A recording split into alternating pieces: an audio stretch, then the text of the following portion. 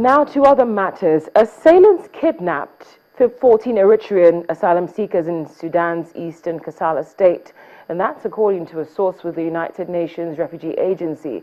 The attackers are said to have stopped the lorry rented by the agency UNHCR to transport the asylum seekers near a refugee camp in Kassala. The lorry arrived at the refugee camp with some of its remaining passengers who were slightly wounded after they managed to resist the kidnappers and flee the scene. Two residents confirmed that a group of Eritreans were kidnapped in the area, which is known to be a region where human trafficking gangs often operate. Now to the controversial FIFA bribery allegations. A new leaked letter appears to show that South African authorities seeking an indirect route for the transfer of $10 million of FIFA, and it was written by then South Africa FA head Danny Jordan 3 weeks before the first amount was paid. The U.S. prosecutors say the money was a bribe to FIFA officials to help secure South Africa's 2010 World Cup bid. In its defense, South Africa's government said the letter did not contradict its statement and that this was a legitimate payment.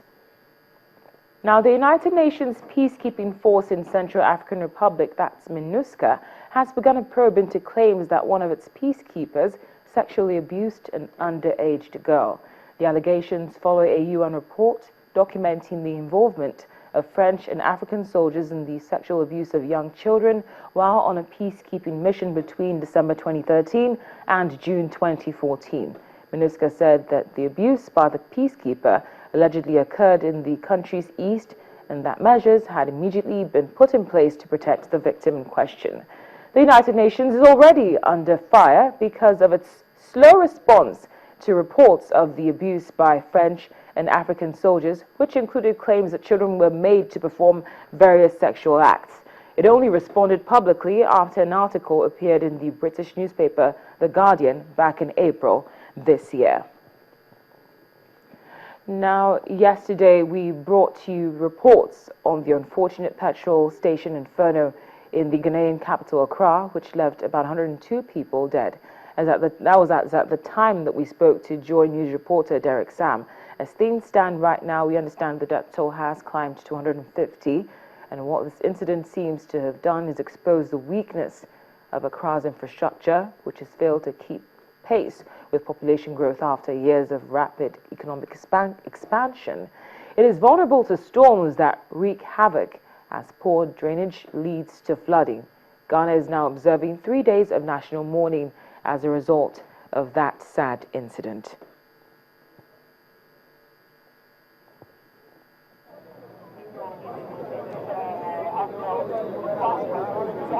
Fire that I saw was from this place. You know, because later on, when we were able to escape, I realized that, you know, there was something like oil, petrol or so on the surface of the water. So I'm sure that was a catalyst that, you know, brought out the whole fire. Filling station that has been mounted in town are too much. They are too much. Where people live, those things supposed not to be there, especially this gas filling station and so forth. Anything can happen. Nobody prays that evil happens, but it happens unexpected. So we don't expect this filling station. They are too much in the town. They are too much. Look at even the incident has happened.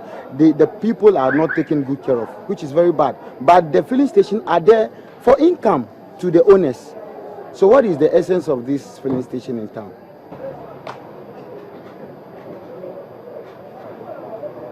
Well, you just listened to eyewitness accounts of those who witnessed the unfortunate incident yesterday in Accra. But we will go live now to Accra, where Derek Sam of Joy News is standing by. Derek, thank you very much for joining us again on the program. You're welcome, Cynthia. Could you kindly fill us in on the latest at the moment?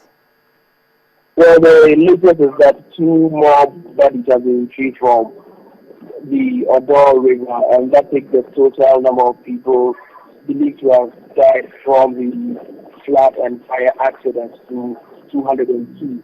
That's according to the Interior Minister. we can also confirm that the Togolese president, Boy Nasingbe, and the Ivorian foreign minister have come to Ghana to commiserate with the people of Ghana. And when the president, John Dramani Mahama, he promised to do everything within his reach to avert such calamities in the near future. He's also promised to help the family of the bereaved people to their death and befitting burial. We can also tell you that about 60 million Ghana cedis has been issued out to help the people who have lost some family members in the flood and fire accidents, to help them take care of their soils. We also know that a storm drain will be conducted or will be constructed very soon in Accra to help us deal with such calamities. We also know that from Monday we have a 3-day mourning for the death, and then all flags in the country, especially the Ghana flag, has already started flying at half mast, and that's the latest we can confirm on Wednesday's fire and flood accidents. Now, Derek, I just have to take you back for a minute. Did you just say that the death toll now stands at 202? Yes, 202. That's the confirmed figure from the Interior Ministry. That is indeed a huge escalation. And at this point, I really have to ask, is there any possibility that it could rise further? Well, there's a possibility. What is also happening is the fact that we do not have the number of people who may have died as a result of being washed away by the Russian water, but they cannot be accounted for because we can't really find where they are, and so nobody can count and say that this number of people died from the flood. And so the number is expected to rise because as of last night, we were thinking that we had already hit 200, and we may not have to count any more dead bodies, but just today we've counted 2 more. And it's the biggest disaster in the history of the country. And so the numbers may rise. We have our fingers crossed. We're also keeping our tabs on whatever goes on. And I'm sure we'll treat our viewers with amazing when we get the information. Well, Derek, at this point, we're somewhat curious. Some people were burnt beyond recognition. How are people being identified? How can people be able to identify their loved ones in case they were victims of this incident? Well, a lot of the corpses were sent to the 37 Ministry Hospital.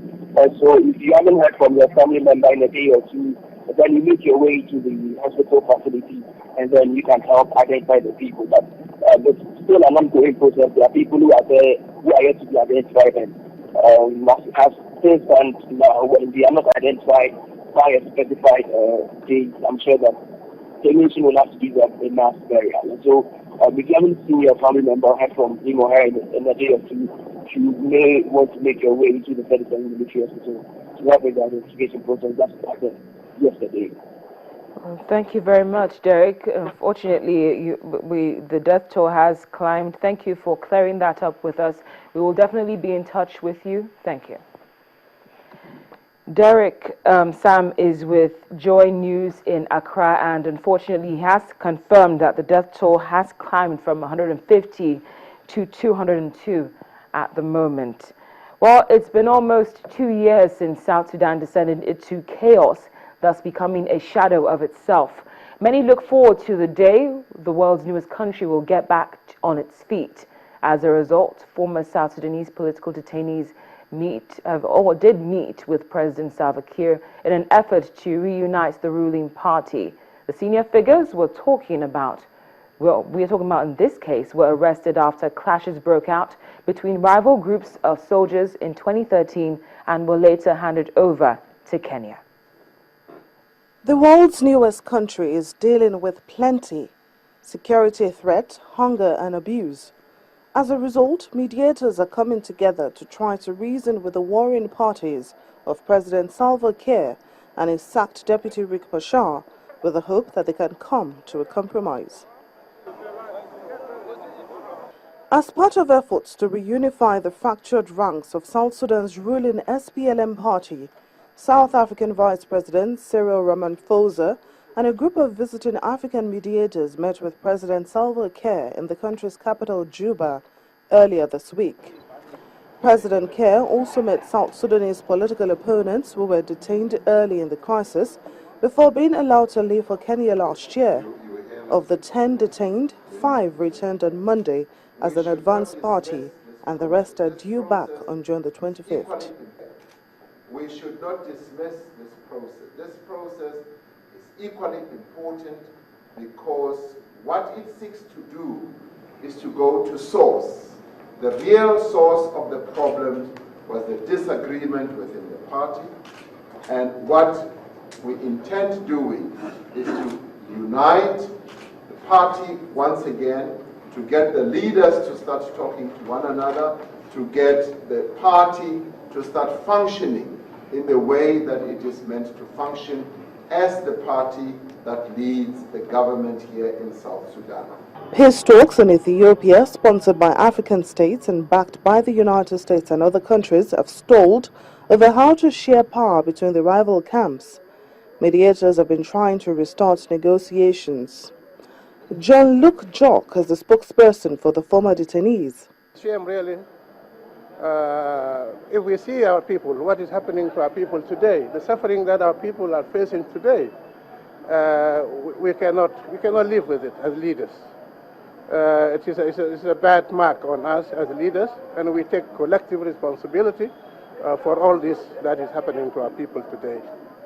We are happy that the meetings we have held today, we have reached a tipping point, I would say.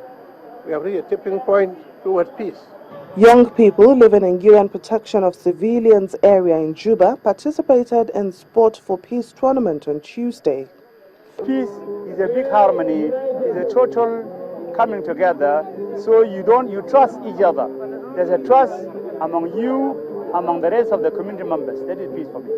Over 130,000 people live in 6 POC sites across the country. For me, it means a great thing that I ever see, because I've been living in POC Bentiu, but I had never seen this kind of sport activity which unite all the youth. The UN Refugee Agency, UNHCR, warned last month that fighting was forcing thousands to flee their homes in recent weeks, and some 650,000 civilians are without access to aid. And on that note, we come to the end of the program for today, but not without the question for today. We're asking what your thoughts are concerning Amnesty International's report on the Nigerian military killing civilians. You can send us your feedback either via email or Twitter. The address and handle are right there on your screen. As always, it's been a pleasure. Thank you very much for watching. I'm Cynthia Are.